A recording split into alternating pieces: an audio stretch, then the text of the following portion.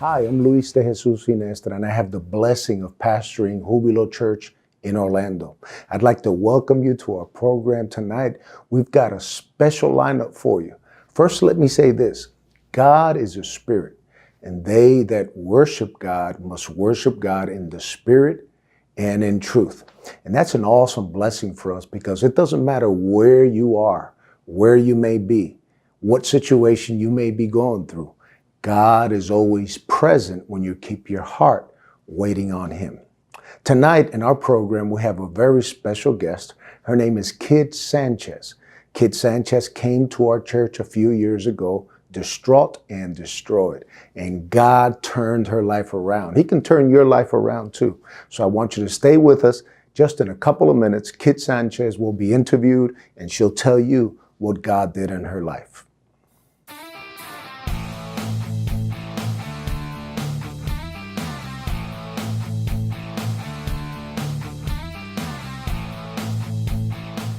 Welcome back.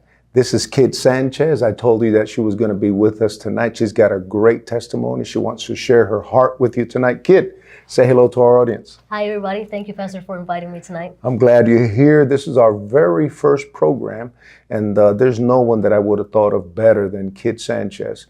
We met Kid a couple of years ago. How many years was it? About 3 years ago now. About 3 years ago? 3 years, 3.5 years. Time flies. Like crazy. Oh, my Lord. Kim arrived in our church. And immediately the Spirit of God did a job.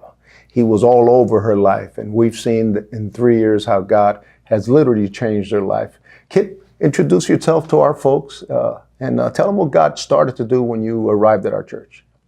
You know, the first thing that got to me was the love of God in this church and the importance of the church showing that love to everybody, regardless of their lifestyle. And once I felt that Holy Spirit, I knew I wanted more of that. I knew I wanted to run straight to God and give Him absolutely every part of my life. You know, Kid, when you arrived here, you were living a lifestyle. Yes. You were distraught. Right.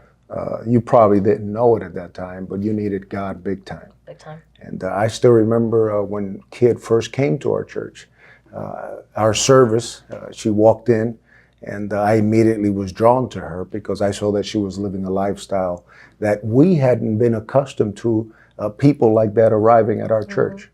So when she came into our church service, I immediately focused my eyes on her, and I began to pray from that moment on that God would do a miracle. Tell us about that first service. That first service, I didn't even want to come to church. I wanted nothing to do with church, nothing to do with God.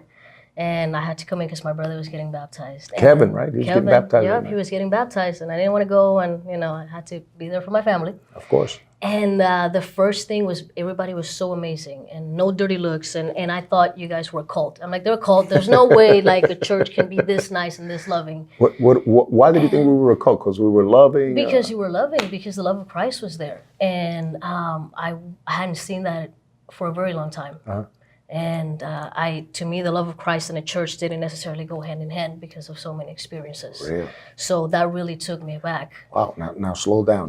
You said that the love of God or the love of Christ, in your experience, didn't go hand in hand with the church. Tell us about those experiences or experiences that you had that it didn't seem to match together. The love and the church Right, of and the Christ. church. It came from many experiences, so many years being called an abomination, being told that I was going to go to hell, being pushed away. And it got to the point, because of all those words, because of everything I was being told, instead of me wanting to run to God, it made me feel like I was too dirty to go to Him. Wow. And so I just built the wall up between the church and also between God, because I'm like, if these are the people that represent God, what's God like? Wow. That's a good question. And I think that question is asked on a daily basis, actually. There's a lot of people in what your lifestyle was. And by the way, we hadn't been clear. Kid was in a gay lifestyle. And I remember the first day I spoke to you, I asked you what had brought you into that type of lifestyle. And the answer to her question blew me away. Because I'm a trained psychologist, Right. and usually when someone goes into that type of lifestyle, whether it's a gay lifestyle, whether it's other types of lifestyle. There's an experience that happened when they were kids. There was a moment in their lives that marked them forever.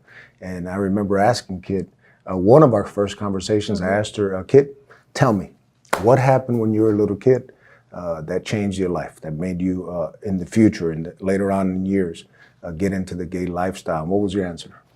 I said I had always been that way for as long as I could remember. So tell us that when you were a little girl, bring us to that moment in time when you noticed that was your lifestyle.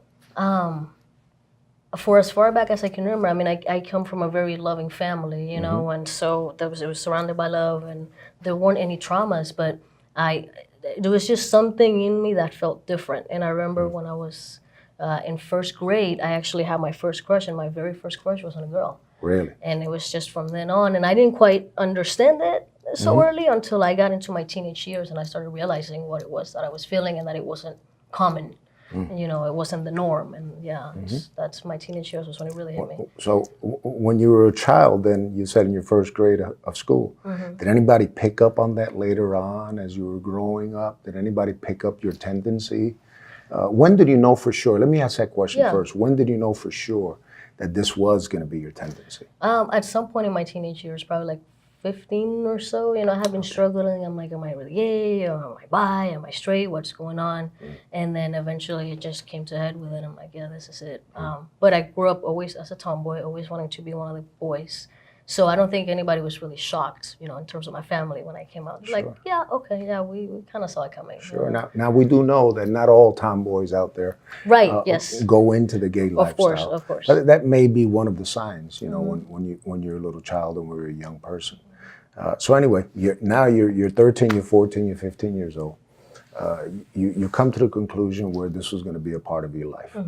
Take us through that journey, that mental journey, the emotional journey, when you realized that this was it. Yeah, at that point, I kept it under wraps for a little while until I was of age 18, and that's when I decided I wanted to go head first into the gay lifestyle and go to all the parties and go to all the clubs. I mean, just immerse myself completely where I could be myself and I could be free. And yeah, that's when it all started, and everything from the partying, the drinking, you know, going out and all that. And I started to lose myself at some point because I kept wanting to reinvent myself to fit in, you know, when it's welcomed. It's be whoever you want to be, do whatever you want to do. And the more I reinvented myself, the more I lost track of who I was, you know. I understand that now. Now, you're originally from Puerto Rico. That's correct. She speaks excellent English, excellent Spanish. She probably doesn't look like a Latina, but she's more Puerto Rican than I am, actually. So you're in Puerto Rico. I think you're from Carolina, right? Right, yes. That's the town you were in. And you're in high school. You're struggling with this. I did high school over here in Florida. Oh, you did high school here? Yeah, I got here when I was like 10 years old or something. Okay, so you did high school here then? Okay, so you're in high school. You said you were struggling with alcohol and other things. I mean, were they directly related? Did you do alcohol because of your battle with the gay lifestyle, you not wanting to be that way? Tell us about that. I think it was all intertwined. You know, it was a mixture of, you know, doing it because of the partying, but also the partying and then the internal struggle made me drink and do drugs even more. So they fed off of each other. You are fast. Isn't she quick? She's great, but she'll cover 90 years in 3 seconds. so I got to slow you down. Okay. Now, let's talk about your inner struggle. Because I know there's people out there that are wondering, you know, what inner struggle are those? You know, and we're going to pick that up in our next program where Kid is going to share what those inner struggles are, or what they were, and we'll be right back.